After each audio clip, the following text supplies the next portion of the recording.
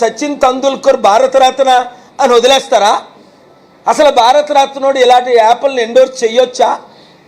వేల కోట్లు ఆస్తిపరులు ఈ యాక్టర్లు సెలబ్రిటీసు ప్రాణాలు తీయొచ్చా? వాళ్ళు ఎండోర్స్ చేయబట్టే కదా 59 కోట్ల మంది యాప్లను వాడుతున్నారు.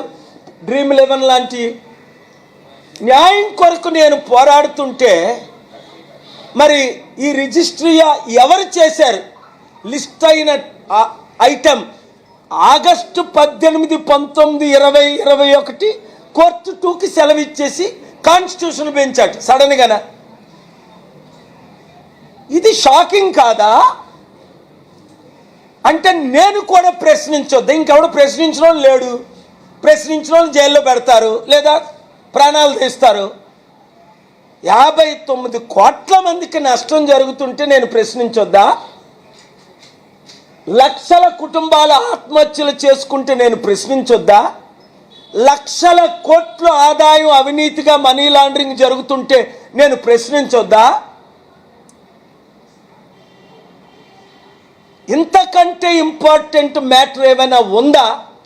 కోర్టు 2 ఉదయం 10 గంటలకే నేను వెళ్తే పాస్ కోరి లోపలికి వెళ్ళడానికి, అరే మీ ఐటమ్ మా స్టాఫ్ అదే అన్నారు నిన్నే, జడ్జి గారైనా రారు, సెలవైనా ఇచ్చేస్తారు. ఎందుకంటే మాకు ఏపీ హైకోర్టులో తెలంగాణ హైకోర్టులో ఈ రెగ్యులర్గా జరుగుతున్నాయి.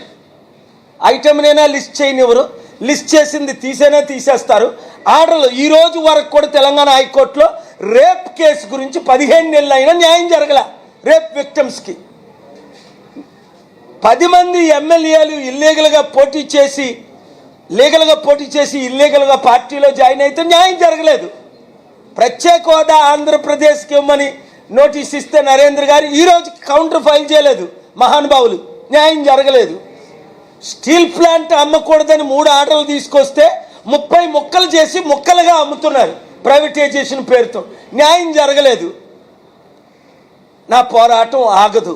ప్రాణం ఉన్నంత వరకు ఈ పెత్తందారుల మీద, ఈ లక్షల కోట్లు దోచుకున్న ఈ కుటుంబాల మీద, దోపిడీ ఇస్తున్న ఈ మంత్రుల మీద కోర్టుల్లో, పబ్లిక్లో, మీడియా ద్వారా, ప్రార్థనల ద్వారా న్యాయం జరిగినంత వరకు ఫైట్ చేద్దాం.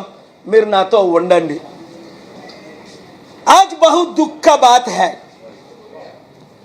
कोर्ट 2 आइटम 28 में